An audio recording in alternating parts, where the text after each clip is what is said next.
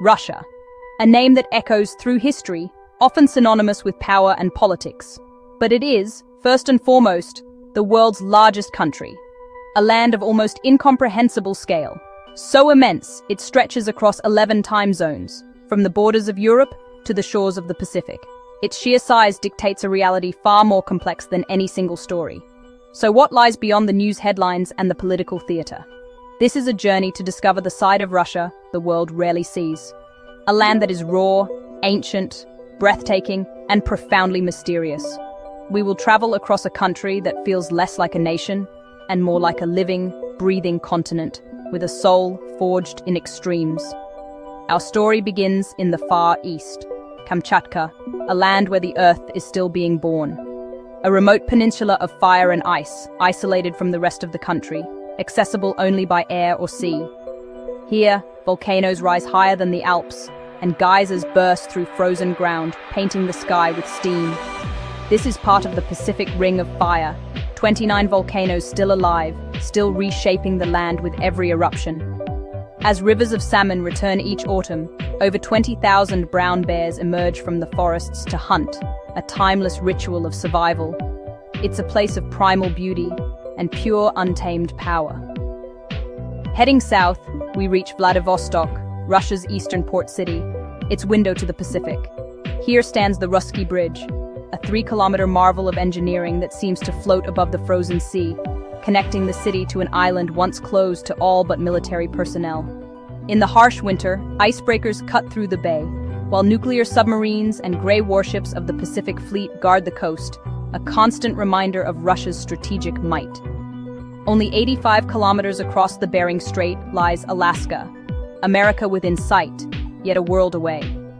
We leap across the continent to Moscow, the beating heart of the nation.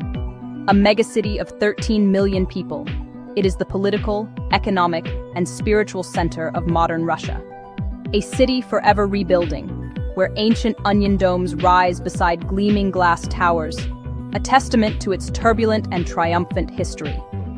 The Kremlin and Red Square still define its soul, with St. Basil's Cathedral glowing like a jewel from a fairy tale, its colors a defiant splash against the winter snow. Beneath the streets lies the Moscow Metro, once built as a palace for the people, a subterranean world of art and ambition. Its marble halls, adorned with mosaics and chandeliers, shine like underground cathedrals. Here, power and beauty live side by side, woven into the fabric of daily life. Beyond Moscow stretches the Golden Ring, a circle of ancient towns frozen in time, where the story of Russia began. In Suzdal, there are 33 churches for just 11,000 people, their domes dotting the landscape like forgotten treasures. In Sergiev Posad, the Trinity Monastery, the spiritual home of the Russian Orthodox Church, still radiates a profound spiritual power. And then flows the Volga River, Mother Volga, the lifeline of Russia, carrying its soul through the heart of the land for over 3,500 kilometers. Along its banks rise Kazan, where mosque and cathedral share the same Kremlin, a symbol of the peaceful coexistence of Islam and Christianity, and Volgograd, the city once called Stalingrad. Here, the towering Motherland Call statue, taller than the Statue of Liberty, honors the sacrifice of 27 million lives in World War II, a wound that has never fully healed.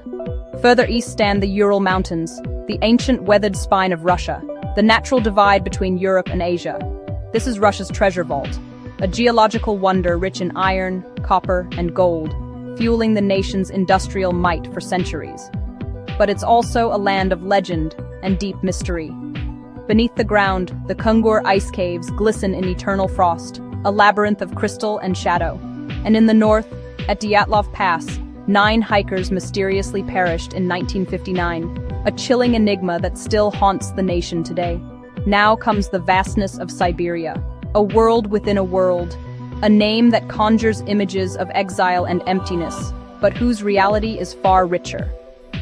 Here lies Lake Baikal, the oldest and deepest lake on Earth, a crescent of sapphire blue so large it could be mistaken for a sea. It is a natural marvel, holding 1/5 of all fresh water on the planet, more than all of North America's Great Lakes combined. In winter, it freezes into glassy perfection, trapping methane bubbles like galaxies in ice, a spectacle of otherworldly beauty. The Trans-Siberian Railway stretches 9,200 kilometers across 8 time zones, a week-long journey through endless birch forests and steppe. It is more than a railway. It is a steel thread connecting Moscow to Vladivostok, stitching this immense country together. But Siberia is also a land of sorrow, an immense, unmarked graveyard. The Road of Bones, built by Gulag prisoners who never came home, their bodies buried beneath the very road they built. And Oymyakon, the coldest inhabited place on Earth, where 68 degrees X is normal life, a testament to human resilience against impossible odds. Finally, our journey takes us west, to St. Petersburg, the dream city built on a swamp by Peter the Great, an act of sheer will against nature. It was meant to be Russia's window to the west, and its grand avenues and pastel palaces still rival Europe's finest. The Winter Palace and Hermitage Museum hold over 3 million artworks, a treasure trove of human creativity spanning millennia. While the Peter and Paul Cathedral, where the Romanov Tsars are buried, watches over the city like a golden guardian. But behind its imperial beauty lies a story of unimaginable tragedy, the Siege of Leningrad, where over 1 million civilians starved during 872 days of blockade, a defining moment of suffering and resistance. Today, St. Petersburg stands reborn, proud, poetic, and eternal, its spirit unbroken. Because Russia, in the end, is too vast for one story, too complex for a single identity. It is fire and ice, faith and suffering, empire and endurance.